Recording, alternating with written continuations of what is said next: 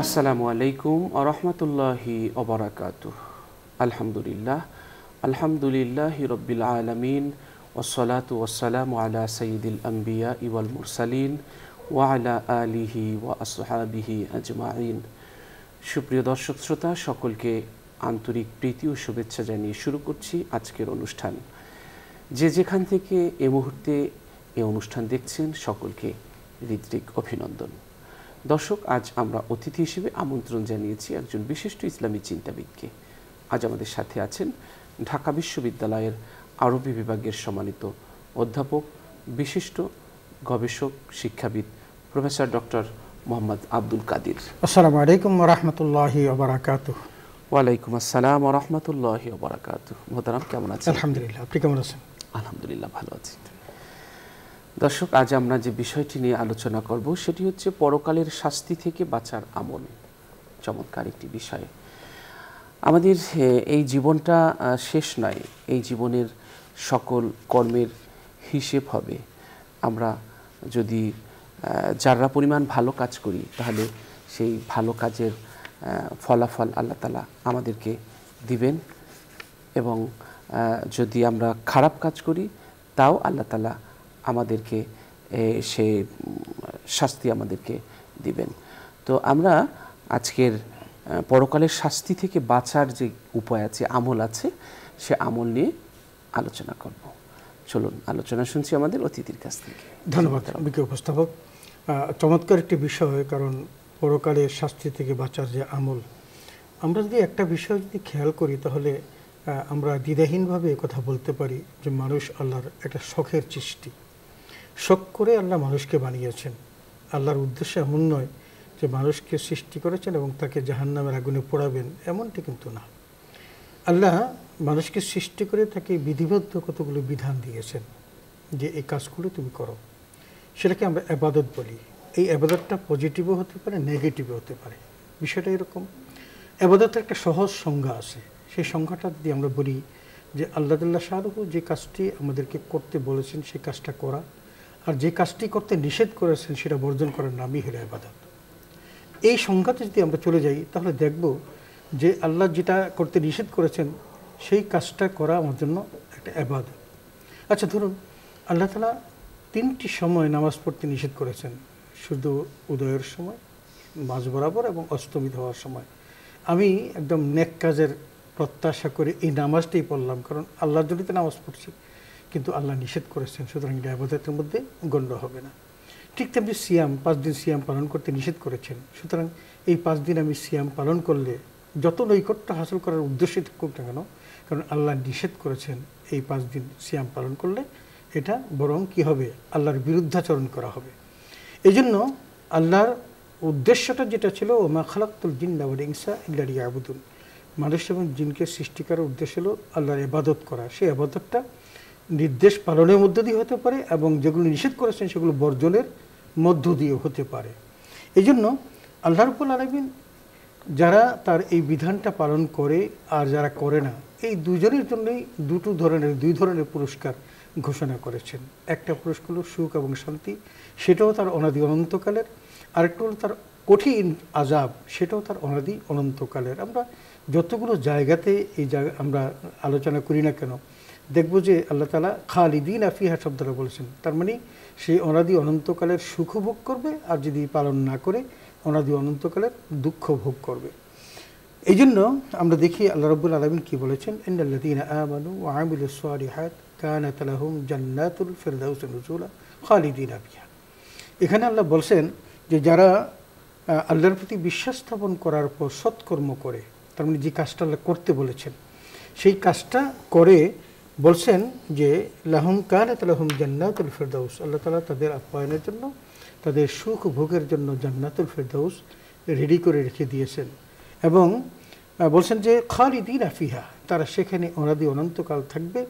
লা ইয়াবগুনা আনহা হিওয়ালা, ওই জায়গাতে একবার পৌঁছলে ওখান থেকে আর অন্যত্র যাওয়ার সে চিন্তাও করবে না। আল্লাহু আকবার। তার মানে আল্লাহ তাআলা ওই জায়গাটাকে এত সুপার সিলেক্টিভ হিসাবে আল্লাহ বাছাই করে রেখে দিয়েছেন যে ওয়াইদাত ইবাদিয়াস সালিহিন মা লা আইনুন রাআত ওয়ালা উযনুন সামিআত ওয়ালা খাতরুন আলা কলবিন বাশার। নবীজির ভাষায় আমরা কোরআনে অনেক কথাই শুনি, কিন্তু নবীজির ভাষায় যে আল্লাহ রাব্বুল আলামিন ওই জান্নাতের মধ্যে তার প্রিয় বান্দাদের জন্য এমন সব নেয়ামত রেখে দিয়েছেন, তৈরি করে রেখে দিয়েছেন, মা লা আইনুন রাআত, যে নেয়ামত পৃথিবীর কোনো চোখ দেখে নাই, ওয়ালা উযনুন সামিআত, কোনো সামিআত, কোনো চক্ষু পৃথিবীর এটা দেখে নাই, ওলা খাতরুন আলা কলবিন বাশার, পৃথিবীর কোনো মানব অন্তর চিন্তাও করতে পারবে না। যদিও আমাদেরকে জান্নাতের অনেক নিয়ামতের কথা আল্লাহ তাআলা বলে দিয়েছেন। ঠিক তেমনি আবার দেখেন, ইন্নাল্লাযীনা কাফারু মিন আহলিল কিতাবি ওয়াল মুশরিকিনা ফি নারি জাহান্নাম খালিদিনা ফিহা। এখানেও বলছেন যে সে আহলে কিতাব হোক আর মুশরিক হোক, যারা কুফরি করে, তার মানে আল্লাহর বিধান পালন করে না এবং আল্লাহর আদেশগুলোকেও তারা লঙ্ঘন করে, প্রত্যাখ্যান করে, আল্লাহ রাব্বুল আলামিন তাদেরকে বলেছেন তাদের জন্য অনাদি অনন্তকালের তাদের জাহান্নামে আল্লাহ নিক্ষেপ করবেন। তো এই যে দুটো পুরস্কার, একটা হলো তার অনাদি অনন্তকালের সুখ আর একটা অনন্তকালের দুঃখ। এখন আল্লাহ যেহেতু মানুষকে চান নাই সে কষ্ট করুক, দুঃখ করুক, সুতরাং সেখান থেকে যদি কেউ এই দুনিয়াতে এসে অন্যায় করেও ফেলে, সেখান থেকে কিন্তু তার উত্তরণের একটা ব্যবস্থা আল্লাহ করে দিয়েছেন। কারণ আল্লাহর তো ইচ্ছাই হলো তার এই শখের মানুষগুলোকে জান্নাতে রাখা। এই জন্য যত রকমের পাপই করুক না কেন, আল্লাহ রাব্বুল আলামিন ওই পাপী বান্দাকে আবার মুক্ত করার জন্য, পাপ থেকে নিষ্কৃতি দেওয়ার জন্য তাকে ফিরে আসার একটা বন্দোবস্ত করে রেখে দিয়েছেন। যখন ফেরেশতা আল্লাহর কাছ থেকে সমস্ত ক্ষমতা নিয়ে নিলেন মানুষকে পথভ্রষ্ট করার জন্য, যে তোমার এত 6 লক্ষ বছর পর্যন্ত ইবাদত করলাম আর আজকে একটা নির্দেশ লঙ্ঘন করার কারণে সেজদা করলাম না, অথচ তুমি আমাকে জান্নাত থেকে বের করে দিলে, তো আমি যে এত ইবাদত করলাম তার বিনিময়ে কিছু আমাকে দিবে না?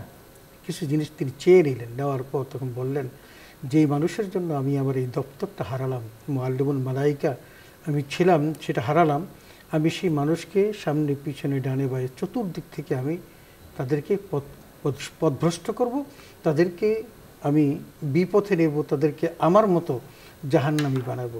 আল্লাহ কিন্তু বলেছিলেন যে তুমি আমার নেককার বান্দাদের কিছুই করতে পারবে না। তার মানে ওই সময়কাল আল্লাহ যে কথাটা ফেরেশতাদের ওই ইবলিসের সাথে বলেছিল যে তুমি আমার বান্দাকে যত বড় ক্ষতি করো না কেন, মৃত্যুর একেবারে দ্বারপ্রান্তে পৌঁছলে যখন তার একেবারে মৃত্যু কাছাকাছি আসবে, তার ওই গড়গড়া শুরু হয়ে যাবে, ওই সময় যদি আমার বান্দা তওবা করতে পারে, আমার কাছে ফিরে আসার জন্য আরজি করতে পারে, আমি আল্লাহ তাআলা তাকে ক্ষমা করে দেব। আল্লাহু আকবার। এই জন্য আমরা দেখি যে কিছু কিছু দিন আছে শয়তানের জন্য অত্যন্ত খারাপ। তার মধ্যে একটা দিন হলো, আপনি তো বহু মানুষকে হজ করান, হাজার হাজার মানুষ হজে যায়, একটা দিন হলো সেই আরাফার দিন, যে দিনে সবচেয়ে বেশি পৃথিবীর মধ্যে সবচেয়ে বড় খারাপ দিন শয়তানের জন্য আরাফার দিন। সেটা মুমিনদের জন্য অত্যন্ত কল্যাণের দিন, কারণ আল্লাহ তাআলা অধিক সংখ্যক মানুষকে ওই দিন জাহান্নাম থেকে মুক্তি দেন, তাদেরকে জান্নাতি হিসেবে কবুল করেন, তাদের পিছনের সকল গুনাহ মাফ করে দেন। এই অপমানে লজ্জায় সে মাটি খুঁড়ে মাথা মাটির মধ্যে ঢুকিয়ে রাখে, দেখতে ইচ্ছে করে না যে আল্লাহ 60টি বছর 70টি বছর পর্যন্ত যার পিছনে শ্রম দিলাম, দিয়ে তাকে জাহান্নামী বানালাম, আর আজকে একটা দিন তোমার কাছে চাইলেও আর তাকে তুমি মাফ করে দিলা, এটা তার সহ্য হয় না। তো যাই হোক, তো আল্লাহ রাব্বুল আলামিন কী করলেন? আল্লাহ রাব্বুল আলামিন তাকে বাঁচার ব্যবস্থা করে দিলেন। তিনি জাহান্নামী হয়ে গেছেন, কিন্তু সেই জাহান্নাম থেকে তাকে উদ্ধার করার বিহিত ব্যবস্থা আল্লাহ তাআলা করে দিলেন। এখন সেই বিহিত ব্যবস্থাগুলো কীরকম আছে একটু চিন্তা করে দেখুন। অনেকগুলো, যদিও আমরা হয়তো এই সংক্ষিপ্ত সময়ের মধ্যে এত সব কিছু বলতেও পারবো না। একটা জিনিস দেখেন, রাসূল আকরাম সাল্লাল্লাহু আলাইহি ওয়াসাল্লাম একদিন একজন রোগী দেখতে গেলেন, সাহাবীকে, হযরত আনাস বিন মালিক রাদিয়াল্লাহু তাআলা তিনি হাদিসটা বর্ণনা করছেন। তো তিনি সেখানে গেলেন, তিনি যাওয়ার পর ওই অসুস্থ ব্যক্তিকে দেখতে গিয়ে দেখলেন লোকটা খুব বেশি প্রচণ্ড অসুস্থ এবং তার শরীর শুকিয়ে পাখির মতো হয়ে গেছে। তো বলছি, ভাবলেন নিশ্চয়ই কিছু একটা ঘটেছে, কি করেছে? তখন তাকে জিজ্ঞেস করলো যে তুমি আল্লাহর কাছে এমন কি বিশেষ প্রার্থনা করেছো, একটু বলো তো, নিশ্চয়ই তোমার একটা প্রার্থনা এখানে আছে। বলছে, হ্যাঁ আল্লাহর কাছে আমি প্রার্থনা করেছিলাম যে তুমি আমাকে পরকালে যে শাস্তি দিবে তা দুনিয়াতেই ত্বরান্বিত করো। তার মানে পরকালের শাস্তি আমি ভোগ করতে পারবো না, জাহান্নামের আগুনে আমি জ্বলতে পারবো না, এটা আমার পক্ষে সম্ভব না, তুমি আমাকে সেই জাহান্নামের কষ্টটা দুনিয়াতেই দাও।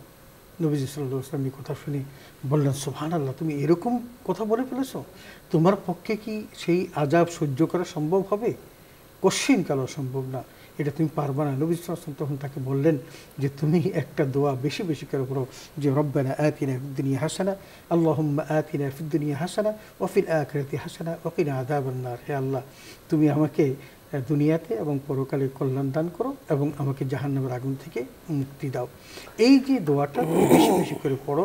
এবং তারপর নবীজি সাল্লাল্লাহু আলাইহি ওয়াসাল্লাম ওই ব্যক্তিটির জন্য কী করলেন? দোয়া করলেন। এই ব্যক্তির জন্য যখন দোয়া করলেন, দোয়া করার পর সেই লোকটি সুস্থ হয়ে গেল এবং সারাটি জীবন পরবর্তীতে তিনি ওই দোয়াটা করে গেলেন, যেই দোয়ার মধ্য দিয়ে আল্লাহর কাছ থেকে জাহান্নাম থেকে মুক্তির বারতা আছে। আল্লাহুম্মা আতিনা ফিদ দুনিয়া হাসানা ওয়া ফিল আখিরাতি হাসানা ওয়া কিনা আযাবান নার। এখন আমরা আরও বেশ কিছু আমল, যেগুলো আমরা জানি যে আমলগুলো আমরা করলে এই জাহান্নাম থেকে, একজন মানুষ জাহান্নামের দ্বারপ্রান্তে পৌঁছে গেছে, সেখান থেকেও কিন্তু আল্লাহ রাব্বুল আলামিন ফিরিয়ে আনতে পারেন। উনি সেই মহান রব, যিনি সবচেয়ে বড় রহমান ও রাহিম, পরম দাতা ও দয়ালু। তার সাথে আর কারো কোনো এই রহমত বা দয়ার কোনো মিল খুঁজে পাওয়া যাবে না। সেখানে আমরা যে দেখি সেটা হলো বেশ কিছু তসবিহ তাহলিল আমাদের জীবনে আছে, যেগুলো আমরা যদি পালন করি তাহলে এই জাহান্নামের আযাব থেকে আমরা নিজেদেরকে মুক্ত করতে পারি। তার মধ্যে যেমন আমাদের মধ্যে অনেকগুলো তসবিহ আছে, যেমন সুবহানাল্লাহ, আলহামদুলিল্লাহ, ওয়ালা ইলাহা ইল্লাল্লাহু, আল্লাহু আকবার।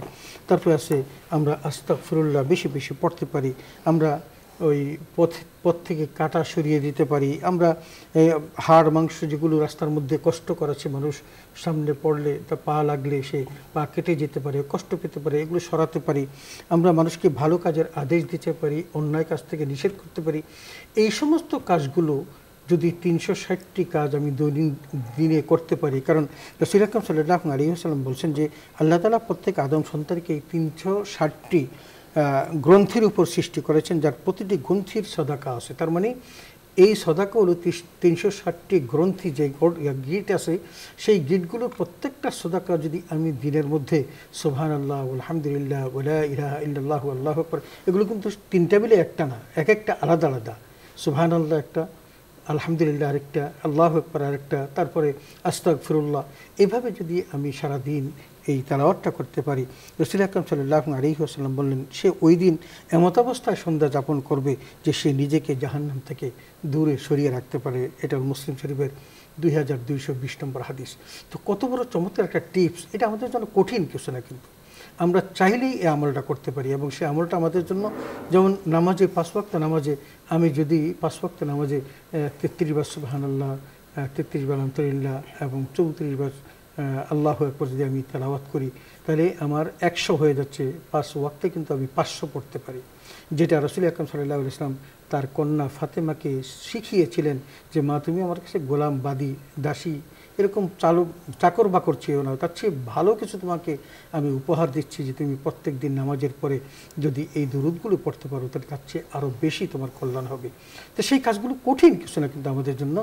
মাত্র বলেছেন 360টি, কিন্তু আমি চাইলে 5 ওয়াক্ত নামাজেই কিন্তু আমি 500 বার পড়তে পারতেছি। তার মানে এই আমলটা করলেই আমার জাহান্নাম থেকে মুক্ত হওয়ার একটা বিশাল সুযোগ আল্লাহ তাআলা আমাকে করে দিচ্ছেন।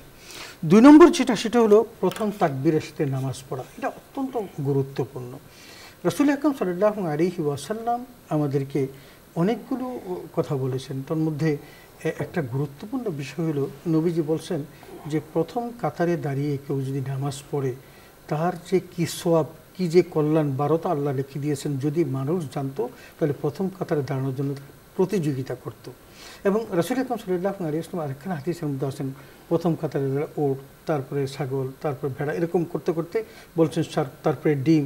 তার মানে বলছে যে প্রত্যেকটি মানুষ জামাতে হাজির হলে তার সওয়াব বেশি, তবে সবচেয়ে বেশি সওয়াব হলে যে ব্যক্তিটি প্রথম কাতারে আসে। এখন প্রথম কাতারে যদি থাকেন, রাসূল আকরাম সাল্লাল্লাহু আলাইহি ওয়াসাল্লাম আরেকখানা হাদিসে আছে, প্রথম কাতারে এইগুলো দান করার সওয়াব আল্লাহু আকবার। তার মানে বলছেন যে শুধু তাই নয়, বলছেন যদি কেউ এই প্রথম কাতারে দাঁড়িয়ে নামাজ পড়েন, ফেরেশতারা তার জন্য দোয়া করবেন। আচ্ছা, আমাদের দোয়া ভুল হতে পারে, আমাদের দোয়া মিস হতে পারে, কিন্তু ফেরেশতা যদি দোয়া করেন, যারা জীবনে কখনো অন্যায় করে না, আল্লাহর একনিষ্ঠ বান্দা হিসাবে আল্লাহ যে নির্দেশনা দিয়েছেন সেটাই তারা সবসময় পালন করেন। কাউকে আল্লাহ বলেছেন দাঁড়িয়ে থাকতে, সারা জীবন দাঁড়িয়ে থাকবেন, বসে থাকতে সারা জীবন বসে থাকবেন। কাউকে সুবহানাল্লাহ বলেছেন, সারা জীবন শুধু সুবহানাল্লাহ তাসবিহ পাঠ করেন। কাউকে আল্লাহু আকবার বলেছেন, সারা জীবন আল্লাহু আকবার। তার মানে কোনো প্রশ্ন নাই। এরকম ফেরেশতারা যদি আপনি প্রথম কাতারে দাঁড়িয়ে নামাজ পড়েন, ফেরেশতারা আপনার জন্য দোয়া করবেন। এর চেয়ে আর কি মূল্যবান কিছু আছে?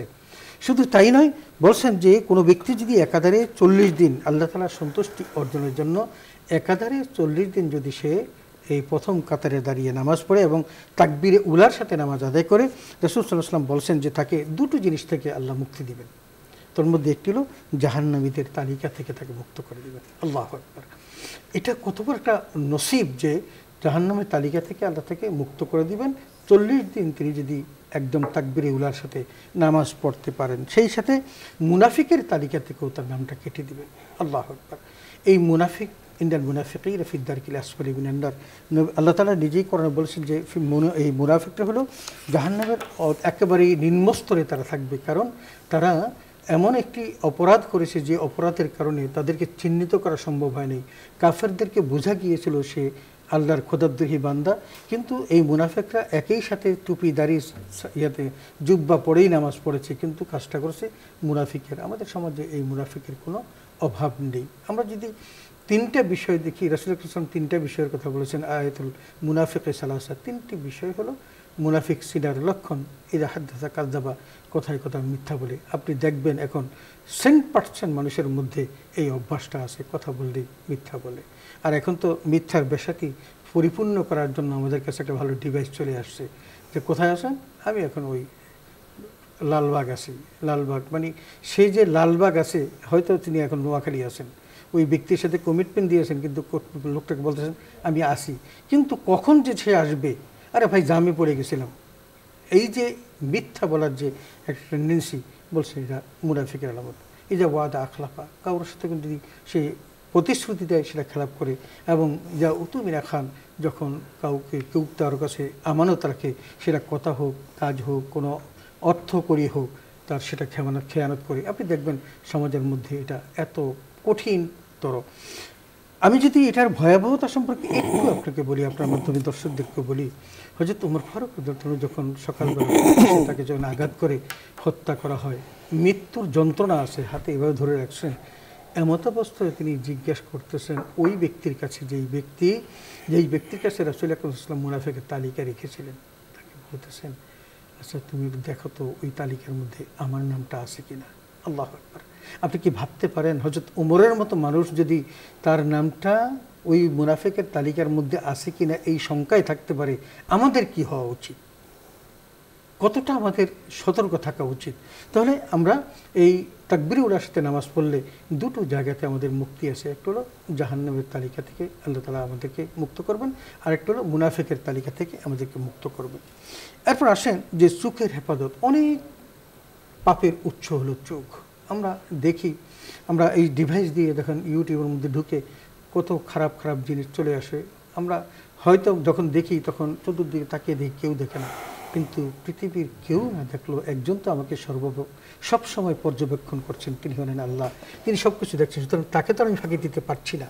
এই জন্য কোরআনুল কারীম আল্লাহ কিন্তু বলছেন, তুমি একেবারে একাকীও যদি কোনো পাপ করো, তুমি মনে রেখো যে তোমার এই পাপের সাক্ষী আল্লাহ তাআলা আছেন। তুমি যে দুইজনের বিষয়ে কোনো পাপ করো, তাহলে তৃতীয় ব্যক্তি কিন্তু আল্লাহ। চারজনে যদি কোনো পাপ করো, পঞ্চম ব্যক্তি হলেন আল্লাহ। তার মানে আল্লাহকে ফাঁকি দিয়ে কোনো পাপ করা যায় না। অতএব বিশেষ করে এই যে চোখের পাপটা, এটা অত্যন্ত কঠিন। আব্দুল্লাহ ইবনে আব্বাস রাদিয়াল্লাহু আনহু বর্ণনা করেছেন যে আমি রাসূল আকরাম সাল্লাল্লাহু আলাইহি ওয়াসাল্লামকে বলতে শুনেছি যে দুটি চোখ জাহান্নামের আগুন থেকে, দুটি চোখকে জাহান্নামের আগুন থেকে আল্লাহ তাআলা কি করবেন না, কখনো স্পর্শ করবেন না। তার মানে ওই দুটো মানুষকে, দুইটি গোষ্ঠীকে আল্লাহ কখনো জাহান্নামের আগুন দ্বারা স্পর্শ করবেন না। তোমাদের খাসিয়াত যে বাকাত মিন খাসিয়াতিল্লাহ, একটা চোখ, যে চোখ আল্লাহর ভয়ে কাঁদে, রাতে নিভৃতে তাহাজ্জুদের নামাজ পড়ে, যদি একটু চোখের পানি, এক ফোঁটা চোখের পানি ফেলতে পারেন, জাহান্নামের আগুন যত ভয়ঙ্কর হোক না কেন, তার তেজস্ক্রিয়তা যত কঠিনই হোক না কেন, আপনার চোখের পানি ওই আগুনকে নিভিয়ে দিবে। এটা হলো চোখের পানির এত মর্যাদা। আরেকটু হলো যে আল্লাহ রাস্তায় পাহারা দেয় এবং সে ওই পাহারা দিয়ে মধ্যে তার দেশকে শত্রুর হাত থেকে মুক্ত করে। তিরমিজি শরীফের 1639 নম্বর হাদিসে এই কথাগুলো বলেছেন। সুতরাং আমাদের চোখকে আমরা হেফাজত দিয়ে করতে পারি, তাহলে আমরা জাহান্নামের আগুন থেকে বাঁচতে পারবো। এরপরে দেখেন বেশি বেশি নফল রোজা করা। শুধু নফল রোজা না, নফল সালাতের মধ্যে আল্লাহ তাআলা এই বরকত রেখে দিয়েছেন। কারণ এই লিতাকাররুবু ইলাল্লাহি সুবহানাহু ওয়া তাআলা, আমরা ফরজ কাজগুলো করি আল্লাহর জাহান্নামের আযাব থেকে বাঁচার জন্য, আল্লাহর নির্দেশ পালন করার জন্য। কিন্তু নফল ইবাদতের সাথে এই দুটার কোনো সম্পর্ক নাই। আমি যদি সারা জীবনে কোনো নফল না পড়ি, তবুও কিন্তু আল্লাহ আমাকে জিজ্ঞাসা করবেন না কিয়ামত মাঠে তুমি কেন নফল পড়লে না। কিন্তু ফরজ না পড়লে আল্লাহ কিন্তু আমাকে জিজ্ঞেস করবেন কেন আমার ফরজ নির্দেশনা মানলে না। কিন্তু মানুষকে তারপরও বলেছেন বেশি নফল পড়ার জন্য। হ্যাঁ, আমাং তাতাওয়া খায়রান ফাইন্নাল্লাহা শাকিরুন আলিম। কেন বললেন এই কারণে, কারণ এটার সাথে কুরবত সম্পর্ক।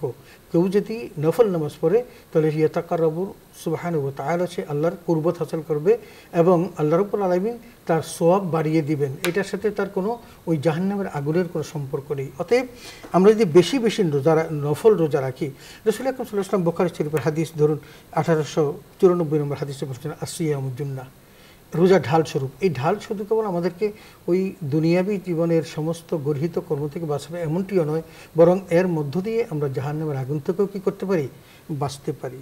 আরেকখান হাদিস রাসূল আকরাম সাল্লাল্লাহু আলাইহি ওয়াসাল্লাম বলছেন যে ব্যক্তি আল্লাহর প্রতি একদিন রোজা রাখবে, আল্লাহ রাব্বুল আলামিন তাকে ওই একদিনের রোজার বিনিময়ে জাহান্নাম থেকে 70 বছর পথের দূরত্ব থেকে জাহান্নামকে নিয়ে যাবেন। সুবহানাল্লাহ। তার মানে কোনো ব্যক্তি যদি একটা রোজা রাখে আল্লাহর সন্তুষ্টির জন্য, তাহলে ওই একটা রোজার বিনিময়ে আল্লাহ রাব্বুল আলামিন জাহান্নামকে তার কাছ থেকে 70 বছরের দূরত্বে নিয়ে যাবেন। এরকম অসংখ্য হাদিস আছে, একটা দুইটা নয়। তার মানে তাহলে নফল রোজা রাখলেও আমরা জাহান্নামের আগুন থেকে বাঁচতে পারি। আরেকটা হচ্ছে কন্যা সন্তান। দেখুন আল্লাহর মেহেরবানি, আল্লাহ তাআলা আমাদের যাদেরকে কন্যা দিয়েছেন সে একটা মহা সৌভাগ্য অর্জন করেছে। যেই কন্যা সন্তানকে একসময় কী করা হতো, যে কন্যা সন্তানকে একসময় জীবন্ত কবর দেওয়া হতো, কোরআন কারীম আল্লাহ সে কথাটি বলেছেন, ইজা বুশিরা আহাদুহুম বিল উনসা যাল্লা ওয়াজহুহু মুসওয়াদ্দান ওয়া হুয়া কাযীম। সেই মানুষ যারা তাদের চেহারা বিবর্ণ কালো কৃষ্ণকায় হয়ে যেত এবং ওই কন্যা সন্তানটিকে জীবন্ত কবর না দেওয়া পর্যন্ত বাবার স্বস্তি পেতেন না, সেই কন্যা সন্তানকে যদি কেউ লালন পালন করে তার বিনিময়ে আল্লাহ রাব্বুল আলামিন তাকে জাহান্নাম থেকে মুক্তি দিবেন, তার জন্য জান্নাত বরাদ্দ করবেন। জান্নাতের কথাটি যদি বলি, রাসূল সাল্লাল্লাহু আলাইহি ওয়াসাল্লাম বললেন কারো যদি কন্যা সন্তান হয় তাকে যদি সে শিক্ষা দীক্ষা দিয়ে সৎপাত্রে পাত্রস্থ করে, রাসূল সাল্লাল্লাহু আলাইহি ওয়াসাল্লাম বললেন যে এমনি আঙ্গুল দিয়ে বললেন সে এবং আমি একসাথে জান্নাতে থাকবো। তার মানে জান্নাতের গ্যারান্টি হয়ে গেল, ওই যে কন্যা সন্তানটিকে জীবন্ত কবর দিল সেই তার জান্নাতের গ্যারান্টি হয়ে গেল। অন্যদিকে হযরত আয়েশা সিদ্দিকার একখানা হাদিস, তিনি বলছেন একজন ভিখারি দুটি কন্যা নিয়ে আমার বাসায় আসলো। আমার কাছে শুধু একটা খেজুর ছাড়া আর কোনো খেজুর ছিল না। আমি তাকে ওই খেজুরটা দিয়ে দিলাম। তো খেজুরটা দেওয়ার পর ওই খেজুরটাকে দুটো টুকরো করে ও মা তার দুই সন্তানকে দিয়ে দিল, নিজে আর কিছুই খেলেন না। এই দৃশ্য আমি হতবাক হয়ে তাকিয়ে দেখলাম। আরে একদিকে তার তো দেখার কারণও আছে, কারণ হযরত আয়েশা সিদ্দিকার সন্তানাদি ছিল না, এই জন্য সন্তান দেখলেই, যেমন আব্দুল্লাহ ইবনে জুবায়েরকে তিনি খুব ছেলে হিসেবেই তাকে ডাকতেন। তো যাই হোক, যখন এই দৃশ্য দেখলেন নবীজি সাল্লাল্লাহু আলাইহি ওয়াসাল্লাম বাড়িতে আসার পর তখন তিনি বললেন যে এই ঘটনা ঘটছে আজকে। তখন নবীজিকে একটা হাদিস শুনলেন, তিনি বললেন যে ব্যক্তি একাধিক কন্যা নিয়ে সংকটাপন্ন হবে এবং তাদের সঙ্গে সদ্ব্যবহার করবে, সেই কন্যা সন্তান তার জন্য জাহান্নামের আগুন হতে পর্দা হয়ে দাঁড়াবে। সুবহানাল্লাহ। হাদিসখানা কিন্তু অন্য কিছু না, বুখারী শরীফের হাদিস 1418 নম্বর হাদিস। অর্থাৎ এই কাজগুলো করলে আমরা পরকালের যে শাস্তি থেকে আল্লাহ তাআলা আমাকে বাঁচাবেন, আমাদেরকে। চমৎকার বলছিলেন। তো এখন এছাড়াও আমরা দেখি বেশি বেশি দান সদকা করা। আমরা জানি আস-সাদকু তারুদ্দুল বালা, এটা দুনিয়াবী জীবনও যদি আপনি কোনো সংকটে পড়েন তাহলে সদকা করলে আল্লাহ আপনাকে এই সংকট থেকে, এই বিপদ থেকে মুক্ত করবেন। কিন্তু জাহান্নাম থেকে মুক্ত করবেন, এই কথাগুলো আমরা হয়তো সচরাচর বলি না। জাহান্নাম থেকে মুক্ত করার ব্যাপারে রাসূল আকরাম সাল্লাল্লাহু আলাইহি ওয়াসাল্লাম বলেছেন যে আমরা আল্লাহর অসন্তুষ্টি দূর করার জন্য আমরা সদকা করতে পারি, জাহান্নামের আগুন থেকে দূরে রাখার জন্য আমরা সদকা করতে পারি, আমরা দুনিয়াবী বিপদ আপদ থেকে বাঁচার জন্য আমরা সদকা করতে পারি। তাই প্রতিদিন হলো আমাদের কিছু না কিছু দান করা উচিত। হযরত আদি বিন হাতেম তাই। আমরা হাতেম তাই সম্পর্কে, যদিও হাতেম তাই সম্পর্কে এখনও মানুষ বলে তুমি কি হাতেম তাই হয়ে গেছো নাকি, এই জন্য আমার নিজেরও একটু কনফিউশন ছিল, বোধহয় হাতেম তাই খুব সমসাময়িক কালের। কিন্তু আমি ইতিহাস পড়ে হাদিস পড়ে তখন জানলাম যে তিনি সেই জাহেলি যুগের মানুষ, আল্লাহু আকবার, নবীজি সাল্লাল্লাহু আলাইহি ওয়াসাল্লামের আগের মানুষ তিনি। সেই হাতেম তাইয়ের ইতিহাস এখন মানুষ মনে রাখে, কারণ একজন বড় দানশীল ব্যক্তি ছিলেন। সে হাতেম তাইয়ের ছেলে আদি বলেন যে আমি নবী করিম সাল্লাল্লাহু আলাইহি ওয়াসাল্লামকে বলতে শুনেছি, তোমরা জাহান্নাম হতে বাঁচতে চাও তাহলে এক টুকরা খেজুর দিয়ে হলো তোমরা তার থেকে বাঁচার চেষ্টা করো। অর্থাৎ জাহান্নামের আগুন থেকে দান দূরে রাখে, আল্লাহর ক্রোধকে প্রশমিত করে, এবং পানি যেভাবে আগুনকে নিভিয়ে দেয়, আল্লাহর মানে রাগ গোসাকেও এভাবে দান নিভিয়ে দেয়। চমৎকার বলছেন মোহতারাম, অনেক অনেক ধন্যবাদ আপনাকে। দর্শক, আমরা অনুষ্ঠানের শেষ প্রান্তে চলে এসেছি। অনুষ্ঠানের এই পর্যায়ে রয়েছে একটি মোনাজাত। আপনারা যেখান থেকে আমাদের এই অনুষ্ঠান দেখছেন, আপনারাও চাইলে আমাদের সাথে মোনাজাতে শরীক হতে পারবেন।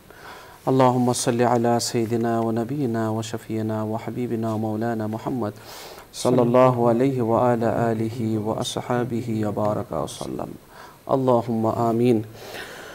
ربنا ظلمنا أنفسنا وإن لم تغفر لنا وترحمنا لنكونن من الخاسرين. ربنا لا تزغ قلوبنا بعد إذ هديتنا وهب لنا من لدنك رحمة إنك أنت الوهاب. ربنا لا تزغ قلوبنا بعد إذ هديتنا وهب لنا من لدنك رحمة إنك أنت الوهاب. رب العالمين, জীবনের গুনার বোঝা নিয়ে আপনার শাহী দরবারে হাত তুলেছি।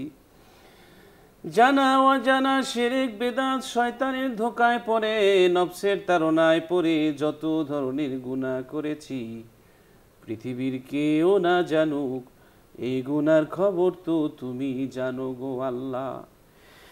কেউ জানা দেখে তুমি তা দেখো। তুমি বলেছ হুয়া মাকুম আইনামা কুনতুম আল্লাহু বিমা তা'মালুনা বাসীর। যেখানেই থাকো বান্দা আমি সাথে থাকি, যা করো বান্দা আমি দেখি। জীবনের সব গুনার খবর পৃথিবীর কেউ জানে না, আপনি জানেন গো আল্লাহ। গুনাহ করতে করতে দাগ পড়ে গেছে, কালো হয়ে গেছে, মরিচিকা পড়ে গেছে অন্তরে। রব্বুল আলামিন, এই অন্ধকার দূর করার জন্যে, কলব পরিষ্কার করার জন্যে, গুনাহগুলো ধুয়ে মুছে তুমি রহমতের পানি দিয়ে পরিষ্কার করে দাও। আমিন আমিন। চোখ পাথর হয়ে গেছে, চোখে পানি আসে না, অন্তর শক্ত হয়ে গেছে, হৃদয় নিষ্ঠুর হয়ে গেছে। তোমার দিনের কথা শুনলে মন গলে না, নবী রাসূলদের পরীক্ষার কথা শুনলেও মন গলে না। আল্লাহ তাআলা, তোমার কাছে সে ধরনের অন্তর চাই যে অন্তর তোমার জন্য কাঁদবে, সে ধরনের চোখ চাই যে চোখ থেকে তোমার জন্য অশ্রু ঝরবে। আল্লাহ তাআলা, তোমার কাছে ফরিয়াদ, অঙ্গ প্রত্যঙ্গ যা দিয়েছ তোমার বিরুদ্ধচারিতায় যেন কখনো লিপ্ত না হয়, সেই ব্যবস্থা তুমি করে দাও। আল্লাহ, নিজেদেরকে আমরা তোমার উপর সুবর্দ করলাম, তোমার রিজিক দিয়া চলা মানুষের কাছে আমাদের পাঠাইও না। যার যা প্রয়োজন আমাদের আল্লাহ, তুমি সবার প্রয়োজন পূরণ করে দাও। আমিন। রব্বুল আলামিন, একদিন তোমার এই সাজানো বাগান ছাড়তে হবে, আত্মীয়তার বন্ধন ছাড়তে হবে, চিরচেনা মানুষগুলোর মায়া ছাড়তে হবে, এই জায়গা ছেড়ে চলে যেতে হবে এমন এক অজানা অচেনা জায়গায়, যেখানে একবার মানুষ গেলে আর ফেরত আসে না।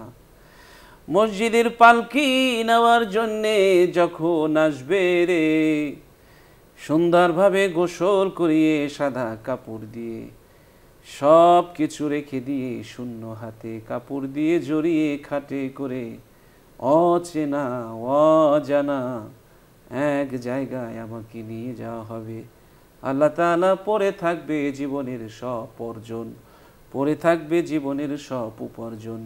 কি নিয়ে যাব তোমার কাছে, অজানা পথ অচেনা পথ, কিভাবে পাড়ি দেব জানি না গো আল্লাহ, তুমি আমাদের সাথী হয়ে যেও। আল্লাহ অন্ধকার কবরে তুমি আমাদের বাতির ব্যবস্থা করে দিও, অন্ধকার কবরে তুমি সাথীর ব্যবস্থা করে দিও, কবরটা জান্নাতের বাগান বানিয়ে দিও। আল্লাহ তাআলা এই অনুষ্ঠানের পৃষ্ঠপোষক বসুন্ধরা গ্রুপের চেয়ারম্যান, আল্লাহ তাকে নেক হায়াতে তৈয়বা দান করো।